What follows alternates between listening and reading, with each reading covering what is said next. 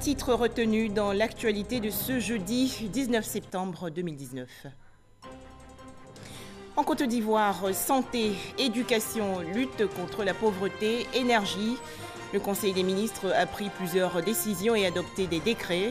Cette réunion gouvernementale s'est tenue hier à Yamoussoukro, la capitale politique, en présence du président de la République, Alassane Ouattara. Dans 12 mois, la ville de Yamoussoukro, dans la région centre du pays, entièrement réhabilitée.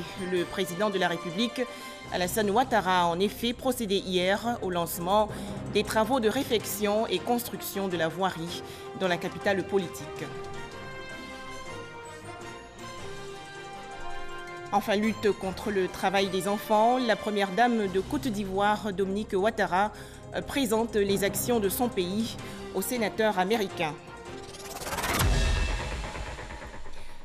Bonjour à tous et bienvenue. En Côte d'Ivoire, plusieurs décisions prises hier lors du traditionnel Conseil des ministres. Dans le domaine de la santé, par exemple, la vaccination des enfants de 0 à 11 mois est désormais obligatoire, de même que celle de la femme enceinte. Le Conseil des ministres s'est tenu hier à Yamoussoukro, la capitale politique, en présence du président de la République, Alassane Ouattara. Les précisions de Viviane Haïma. Le Conseil des ministres, prévu une fois le trimestre dans la capitale politique Yamoussoukro, est toujours un grand moment dans la marche du gouvernement. Le chef de l'État, le président Alassane Ouattara, le vice-président, le Premier ministre et les ministres au grand complet se sont réunis pour ce Conseil des ministres dans la grande salle de l'hôtel président de Yamoussoukro ce mercredi 18 septembre. Plusieurs dossiers ont été examinés. On retient principalement 3 importantes décisions qui vont améliorer la santé et les conditions de vie de milliers de personnes en Côte d'Ivoire. La première de ces décisions concerne la santé. Dans le cadre des différents programmes de vaccination gratuite organisés par le ministère de la Santé publique, le Conseil des ministres ordonne désormais que tout enfant de 0 à 11 mois et toute femme enceinte se fasse vacciner. Tous ceux qui ne se soumettront pas à cette décision seront sanctionnés. Le Conseil a adopté un décret portant réglementation de la vaccination des cibles du programme élargi de vaccination. Conformément au plan mondial pour les vaccins et la vaccination ainsi qu'au programme social du gouvernement, en abrégé PS-Gov, ce décret vise à assurer la protection des femmes et des enfants contre les maladies les plus meurtrières qui peuvent être évitées. Ainsi, ce décret rend obligatoire la vaccination pour les enfants de 0 à 11 mois, ainsi que pour les femmes enceintes lors des campagnes de vaccination et pendant la vaccination de routine. À cet effet, il prévoit des sanctions à l'encontre de tout parent, tuteur ou représentant légal qui refuse délibérément d'assurer la vaccination de son enfant. Il prévoit également des sanctions à l'encontre de tout agent de santé qui ne respectent pas la politique de gratuité de la vaccination, notamment la vente des vaccins. La deuxième décision d'ordre social concerne la lutte contre la pauvreté. Si depuis 2015, le gouvernement ivoirien a initié le projet filet socio-productif qui consiste au versement d'une allocation trimestrielle de 36 000 francs aux ménages les plus pauvres, 50 000 ménages ont pu bénéficier de cette aide de l'État. Le Conseil des ministres a décidé la mise en place d'un registre des ménages pauvres et vulnérables éligibles au programme social du gouvernement. Le Conseil a adopté un décret portant création du registre social unique des ménages pauvres et vulnérables, en abrégé RSU. Le RSU est un système d'information et de gestion des données permettant d'identifier à partir de variables socio-économiques l'ensemble des ménages pauvres et vulnérables potentiellement éligibles aux différents programmes de protection sociale et de lutte contre la pauvreté sur l'ensemble du territoire national, notamment le PS-Gov. La base de données du RSU permettra d'assurer de façon rigoureuse la sélection et le suivi de la prise en charge des bénéficiaires des programmes sociaux du gouvernement ciblant les ménages et les individus pauvres ou vulnérables tels que les programmes de transfert monétaire et non monétaire, la couverture maladie universelle et toute autre mesure en matière de protection sociale, de santé, d'éducation, de solidarité liées à des subventions réalisées avec des ressources publiques ou privées. La troisième mesure à caractère social est ô combien importante pour faire reculer la menace de boycott international qui plane sur le cacao ivoirien. Il s'agit de la lutte contre le travail et l'exploitation des enfants dans la cacaoculture en Côte d'Ivoire.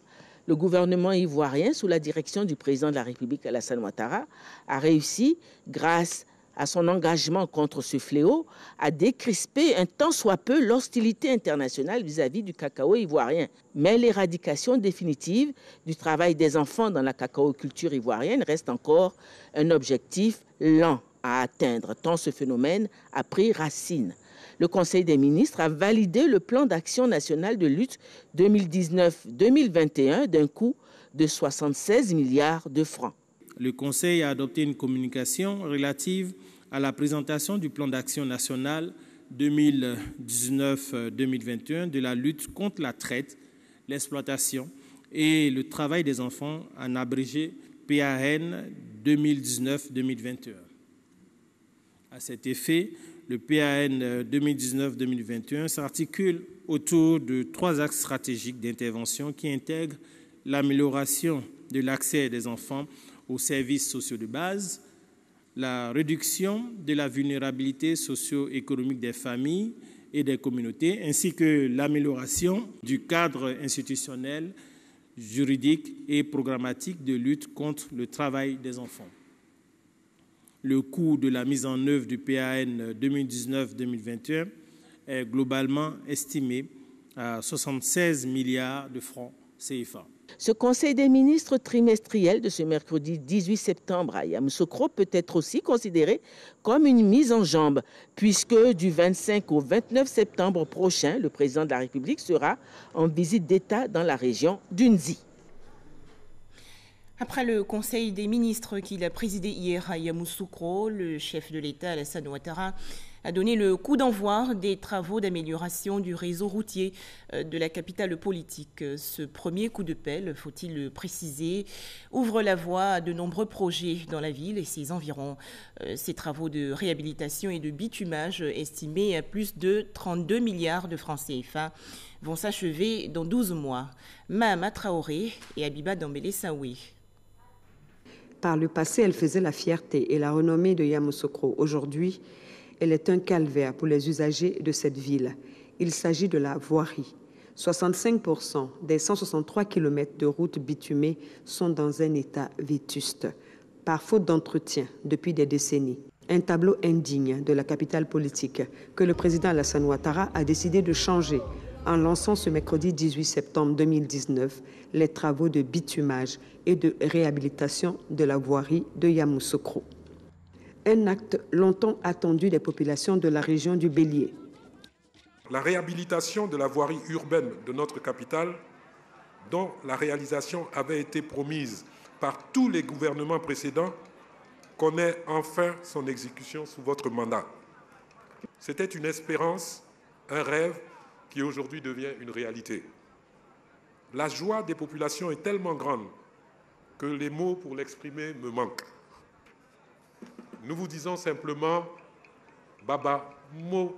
Entendez par là, Excellence, Papa, merci. Anouma Mo, hier, merci. Anin Mo, aujourd'hui, merci. Aïma Mo, demain, merci. Tchenkwa Mo, chaque jour, merci. Ces travaux visent à donner un visage nouveau à la capitale politique. Ils concernent 41 km de route, dont 37 à réhabiliter et 4 km de rues à bitumer. D'un coût de 32,5 milliards de francs CFA, ce projet est entièrement financé par l'État de Côte d'Ivoire. Outre la réhabilitation des voies principales de la capitale, le projet inclut le bitumage des voies diverses qui innervent les quartiers de Cocrenou et du Billionnaire. La structure de chaussée prévue pour le bitumage aura une durée de vie de 15 ans si les entretiens sont correctement assurés. En ce qui concerne les réhabilitations, ils consisteront au recyclage de la structure de chaussée en place et à la mise en œuvre d'un revêtement de 5 cm en béton bitumineux.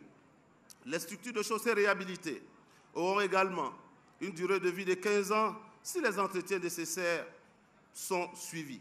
En lançant ce projet, le président Alassane Ouattara traduit ainsi son attachement à la terre natale du président Félix Houphouët-Boigny, premier président de la Côte d'Ivoire moderne. Le chef de l'État assure que d'autres projets seront entrepris dans la ville afin de lui donner toute l'envergure d'une capitale politique. Je voudrais donc à nouveau vous réaffirmer ma vision, qui est la même, et je suis fermement engagé à faire de Yamoussoukro notre capitale politique, une ville moderne et modèle, et je compte sur le gouvernement. Je peux d'ores et déjà, chère population du district de Yamoussoukro, vous annoncer qu'au niveau des infrastructures routières, ce sont plus de 133 milliards de francs CFA de travaux qui seront financés dans les années à venir, afin de redonner au district son lustre d'antan. Les travaux de bitumage que nous lançons aujourd'hui constituent la première phase. Au plan académique, je voudrais relever la réhabilitation de l'INPHB avec l'extension des résidences universitaires. En outre, les travaux de rénovation totale du lycée scientifique de Yamoussoukro, oui, sa réhabilitation totale de ce lycée qui est le premier établissement secondaire d'excellence de notre pays, seront engagés dès 2020. Il faut également noter la construction de 2 collèges de proximité dans la commune, la construction de 2 centres de formation professionnelle sectoriels à Morofé, la création d'un centre de recherche pour la productivité du cacao et de la banane, la construction en cours de l'Institut national de formation judiciaire. Oui, la construction du stade de Yamoussoukro a démarré dans la perspective de l'organisation de la CAN 2023 par notre pays. Enfin, le CHR de Yamoussoukro vient d'être entièrement réhabilité et équipé. Reconnaissante de l'action posée par le chef de l'État, les populations lui ont offert plusieurs dons en nature. En retour, le président de la République, Alassane Ouattara, a fait don de 25 millions de francs aux différentes couches de la population. Dans 12 mois donc, la capitale politique ivoirienne entièrement réhabilitée, Yamoussoukro sera encore plus agréable à vivre. Alors qu'en pensent les Ivoiriens? Nous les écoutons. Nous attendons cela depuis 1993. Et qui vient leur apporter cette bonne nouvelle? Le président Alassane Ouattara, le digne fils héritier de Nana Félix Houphouët-Boigny. Donc les populations de Yamoussoukro sont en joie et disent merci au président de la République. Parce que la réflexion de ces voiries va donner fière allure à la capitale politique de la Côte d'Ivoire. Ces dégradations que nous voyons sont liées au mauvais écoulement des eaux de pluie qui restent sur les chaussées et qui finissent par les dégrader. Mais également, vous savez que, comme j'ai dit, vu l'âge de ces réseaux sont défaillants, donc on va réhabiliter ces tronçons endommagés et reprendre toute la structure de chaussée. Dans un premier temps, nous allons dans la première phase. Sur les 136 km, on a à peu près 65% qui est dégradé. Nous allons démarrer par 32 km et la deuxième phase viendra achever donc, cette réhabilitation. Le président vient ici tous les jours, mais aujourd'hui, il a laissé son empreinte. Nous donner 41 km de route à réhabiliter et 4 km de route à bitumer. C'est du jamais vu. On sent vraiment la présence de notre père fondateur, le président Félix Houphouët-Boigny, encore à Yamoussoukro. Je suis très très fier de voir que Yamoussoukro va être réhabilité. Voyez-vous, Yamoussoukro, c'est la capitale de la Côte d'Ivoire. Yamoussoukro, c'est tout un symbole pour les Ivoiriens. Et ces travaux montrent la vision du président Alassane Ouattara qui rejoint celle du président Félix Houphouët-Boigny. C'est une joie. Qui n'aime pas être vraiment dans ces conditions-là? Ben, on est heureux. Si les travaux annoncés aboutissent, comme nous le souhaitons, ben, c'est la joie de tout le monde. Bon, nous allons vivre dans les meilleures conditions, les conditions de notre Nana Houphouët-Boigny. Par conséquent, on est en joie. C'est vraiment un bonheur pour nous que le président de la République prenne cette initiative de réhabiliter cette capitale parce que c'est l'âme de la Côte d'Ivoire. Et je voudrais lui dire merci. Avant, il y avait trop de problèmes. Les routes étaient tous gâtées, délabrées même. Donc actuellement, aujourd'hui, on est très contente même pour la réhabilitation de la route. Avec ce qu'il a dit là, vraiment on est content. Toutes les voies de Yamoussoukro sont gâtées aujourd'hui. Dans le quartier, moi-même j'habite à Coquelin, il n'y a pas de quartier. Quand tu es ici pour avoir vécu par là à Coquelin, ce n'est pas possible. Il faut que peut-être tu prennes pour décomposer avant d'arriver chez toi, mais pour avoir directement les véhicules de rentrer, parce qu'il n'y a pas de route. Donc pour le projet, vraiment, on est content. Le projet de réhabilitation de la ville de Yamoussoukro nous va droit au cœur. Ça nous permettra d'éviter beaucoup d'accidents, beaucoup d'embouteillages. Et nous, en tant qu'enfants d'ici, ça nous va droit au cœur parce que le président Ouattara, c'est un homme d'action et de grande envergure. Nous sommes très heureux d'être là, de participer. Et tant qu'il sera là, ou partout il sera là, nous serons là pour l'accompagner, pour le développement de la Côte d'Ivoire, pour l'émergence de la Côte d'Ivoire, pour l'industrialisation de la Côte d'Ivoire. Nous sommes très fiers d'être là et vive la Côte d'Ivoire, vive le président Ouattara. Nous sommes vraiment très heureux d'abord d'accueillir le président Alassane Dramane Ouattara sur nos terres et il vient encore arranger les voies de Yamoussoukro qui sont dans des états très piteux, des états vraiment délabrés. La population souffrait. Aujourd'hui, pour arrêter un taxi, il fixe le prix en fonction du lieu où tu vas parce que les voies sont délabrées, c'est vraiment pitoyable. Vraiment, nous sommes heureux, fiers du président Ado. Je suis un taximètre. Je roulais la ville. Bon, la ville là, avant et puis actuellement là, c'est pas la même chose. Quand le président a dit qu'il va arranger, je suis tellement content, je suis tellement heureux. Il faut que j'applaudisse. Merci. Il faut cultiver la paix, il faut la préserver dans tout le pays. Cet appel a été lancé hier par le chef de l'État Alassane Ouattara lors du lancement des travaux de réhabilitation et de bitumage de la ville de Yamoussoukro. Écoutons le président de la République de Côte d'Ivoire. Notre pays a retrouvé sa place dans le concert des nations et toute sa fierté. Le modèle ivoirien est plébiscité partout où je me rends. Et la Côte d'Ivoire est prise en exemple dans le monde entier. Je tiens à le souligner et à dire que nous pouvons à nouveau être fiers de notre patrie. Et tout cela a été possible grâce à la paix et à la stabilité retrouvée.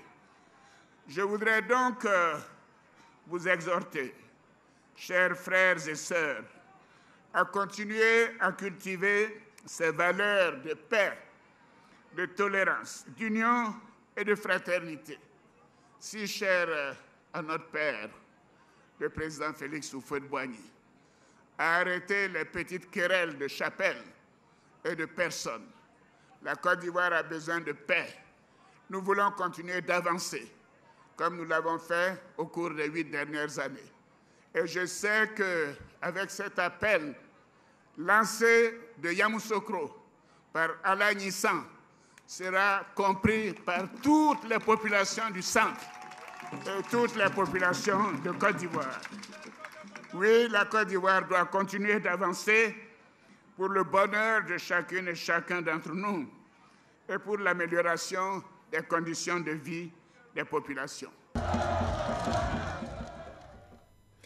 Un tout autre sujet à présent. La première dame de Côte d'Ivoire est aussi à la tâche. Dominique Ouattara, également présidente du Comité national de surveillance des actions de lutte contre la traite, l'exploitation et le travail des enfants, a eu des échanges récemment avec les sénateurs américains. Dominique Ouattara a expliqué les actions menées sur le terrain par son pays, la Côte d'Ivoire, dans la lutte contre le travail des enfants. Le point avec Alexis Ouedraogo.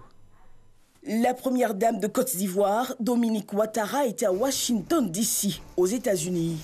Présidente du Comité national de surveillance des actions de lutte contre la traite, l'exploitation et le travail des enfants, elle multiplie audiences et séances de travail.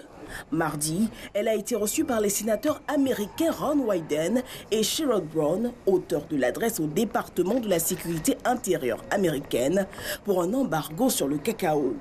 L'occasion pour la délégation de lever les équivoques. On s'est rendu compte que beaucoup parmi eux n'avaient pas suffisamment d'informations et que les informations qui ont été données ont permis de les éclairer et eux-mêmes ont proposé que nous puissions mettre ensemble des groupes de travail afin de continuer à réfléchir de voir dans quelle mesure ils peuvent apporter de la formation, de l'aide, pour qu'ensemble, nous arrivions à éradiquer ce phénomène. Alors nous avons rencontré les sénateurs Wyden et Brown qui nous ont reçus donc, suite à notre demande d'audience par rapport à la lettre aux douanes américaines sur le travail des enfants dans les plantations de Côte d'Ivoire et qu'ils proposaient de mettre l'embargo sur certains bateaux de cacao. Nous avons pu expliquer tous les efforts que nous faisons pour remédier au travail des enfants. Je crois que nous avons été compris. Nous avons été compris, ils nous ont proposé de travailler ensemble et l'entretien s'est très bien passé. La délégation conduite par Dominique Ouattara a également rencontré les services de douane américains. Nous avons rencontré Mme Brenda Smith et son équipe et nous avons convenu de nous revoir. Il doit venir en décembre en Côte d'Ivoire pour faire des inspections au niveau des bateaux de cacao et donc nous avons convenu de travailler ensemble. En plus de la prochaine visite d'une équipe de douane américaine à Abidjan, les sénateurs ont manifesté la volonté de soutenir le pays dans son combat contre le travail des enfants, notamment par de la formation et de l'aide.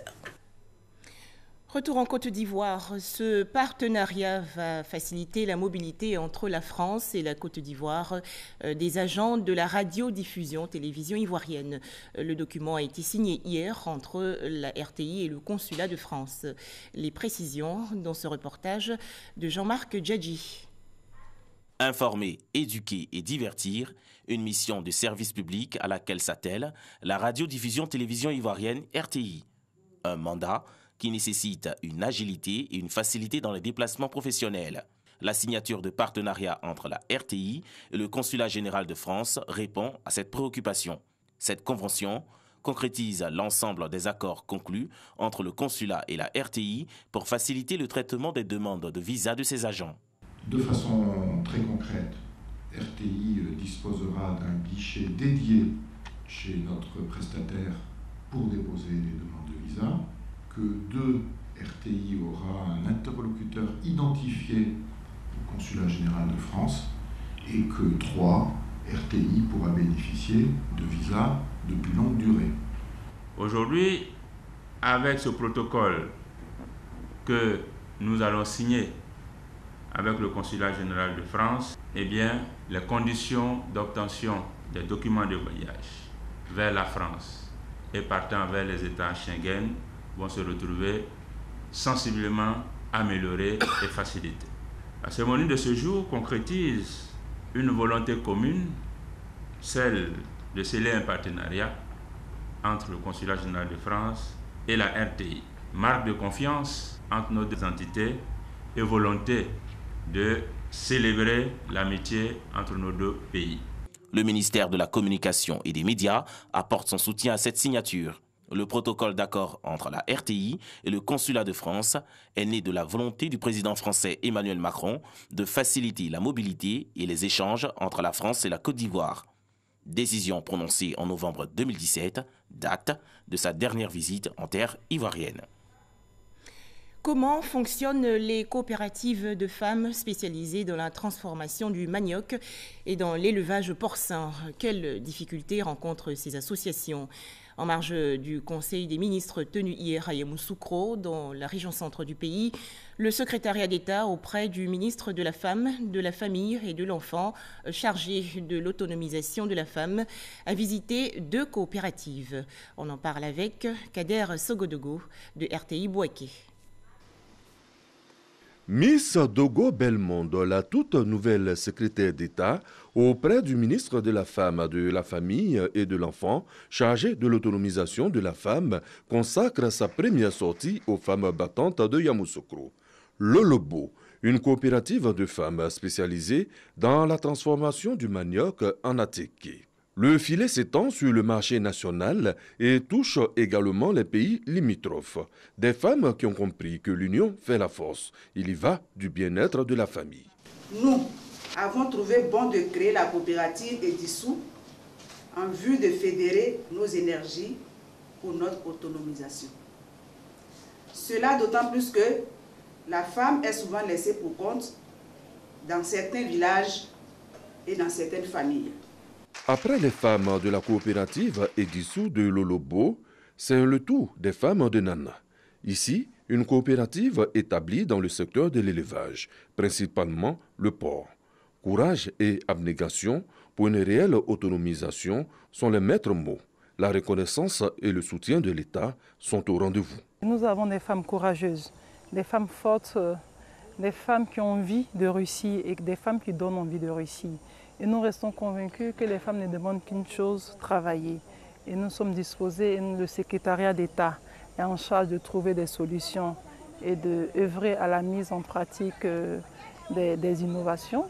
Donc nous ferons en sorte que ces femmes que nous avons visitées puissent améliorer les conditions de travail. La toute nouvelle secrétaire d'État chargée de l'autonomisation de la femme entend faire du terrain son domaine d'action. C'est à juste titre qu'elle a remis du matériel et des enveloppes à ces femmes en guise de soutien. C'est sûr, d'autres localités suivront. Intéressons-nous à présent aux activités du réseau ouest-africain pour la lutte contre l'immigration clandestine. Cette organisation non gouvernementale s'engage dans la sensibilisation et la mobilisation de fonds. Franck Kouadio a rencontré les dirigeants de cette ONG. La démarche est désormais pleine d'assurance. Adams S. Migrant revient de loin. Une rencontre ce matin avec la responsable de l'ONG qui l'a aidé à se remettre d'aplomb. Il y a quelques années, Adams, infirmière dans le privé, tentait l'aventure en Tunisie. J'ai eu à contacter un monsieur sur les réseaux sociaux, qui m'ont dit que comme ça qu'ils peuvent avoir la possibilité pour que je puisse travailler dans le privé, en Tunisie. Donc c'est ainsi que je suis allé en Tunisie. Je pense bien que le 5 mars 2016, et lorsque je suis arrivé là-bas, je suis allé trouver que tout ce qui m'a été dit est totalement le contraire. Désillusion et retour au pays en passant par la Libye. En 2017, désormais volontaire pour le réseau ouest-africain pour la lutte contre l'immigration clandestine, REALIC, sous leitmotiv sensibiliser d'autres jeunes contre les dangers de l'immigration clandestine. J'ai travaillé avec l'ONG pour faire le profilage des ex-migrants, peut-être qui permettra un jour de faciliter leur réinsertion. Formation des jeunes, des collectivités et même des médias. Le travail au quotidien de cette ONG, lauréate en 2019 du prix d'excellence de la meilleure organisation de promotion du volontariat. Nous retrouvons Florentine Giraud, la présidente, Adams et quelques volontaires venus présenter leur prix à la tutelle, le secrétaire d'État au service civique, Siaka Ouattara. Concernant la migration, ce que nous faisons sur le terrain, c'est la sensibilisation. Et donc nous, l'esprit, à travers ce prix, déjà ce que nous voulons passer comme information, c'est qu'il faut que les gens aient cette culture de volontariat. C'est-à-dire qu'on n'a pas besoin d'être payé pour faire ce qu'on a à faire. Chacun peut jouer sa contribution dans son domaine. Et si chacun apporte sa pierre dans son domaine, je pense qu'on va faire bouger les lignes. Le secrétaire d'État au service civique qui a réaffirmé sa volonté d'accompagner cette organisation et au-delà, la politique nationale en faveur du volontariat. Je voudrais compter sur vous pour plus d'engagement dans le volontariat. Je ne doute nullement que vous puissiez réussir ce challenge, vu que votre désignation est le fruit du processus transparent, basé sur des critères objectifs. Mon département ne ménagera aucun effort pour vous associer à nos différentes actions. Notons que le volet distinction pour le volontariat est institué pour la première fois cette année 2019 par l'État ivoirien qui veut ainsi renforcer l'implication des jeunes en la matière. En juin 2016, le projet pilote pour le volontariat national avait été lancé et concernait un échantillonnage de 1000 jeunes. Objectif, accroître la participation des jeunes pour la consolidation de la paix et la cohésion sociale. Rappelons que le volontariat est en substance, par définition, un engagement volontaire désintéressé qui nécessite, contrairement au bénévolat, une contribution financière minimale. Des films marocains projetés en Côte d'Ivoire. La 4e semaine du cinéma marocain se tient actuellement à la salle Louga-François du Palais de la Culture de Trècheville. Cet événement vient renforcer la coopération entre Abidjan et Rabat, surtout dans le domaine cinématographique. Le point avec Davis Oyo et Serge Collier. Le 7e art au cœur de la coopération ivoiro-marocaine. Une dizaine de films au menu de la 4e édition de la Semaine du cinéma marocain. Il s'agit essentiellement de promouvoir la diversité culturelle du royaume chérifien à travers des productions cinématographiques. C'est une coopération qui est réussie, vu que la semaine du film permet au public ivoirien et marocain de voir les films respectifs des deux pays. Cette tribune est le fruit d'un accord de coproduction signé en 2011 entre le CCM, le Centre de cinématographie marocain, et l'ONACCI, l'Office national du cinéma de Côte d'Ivoire. À travers ces différentes projections qui ont été faites depuis ces 7 dernières années, les Ivoiriens et les Marocains se connaissent encore mieux. Et cela a aussi ouvert certaines opportunités d'affaires, il faut le dire, parce que de plus en plus des Marocains, à travers cette découverte de différentes facettes de la Côte d'Ivoire, ont pris l'initiative de visiter le pays, ce qui constitue des retombées au plan touristique, des retombées également au plan économique, qui investissent même dans le domaine du cinéma. Sur le grand écran, pour cette première journée, un court-métrage de 25 minutes, Les enfants du sable, tiré d'une histoire réelle. Le film raconte l'émigration des enfants du Sahara, de Tindouf vers Cuba, et ainsi d'une histoire vraie, celle de mon neveu. Cette 4e édition de la Semaine du cinéma marocain à Abidjan se tient du 16 au 20 septembre à la salle Louga-François du Palais de la Culture de Treichville. L'ambassadeur du Maroc en Côte d'Ivoire, son Excellence Abdelmalek Ketani, et Yves Conan, directeur de cabinet du ministère de la Culture et de la Francophonie, ont salué ce fructueux partenariat qui, depuis 2012, se montre très actif. Excellent après-midi à tous. Merci de nous avoir suivis.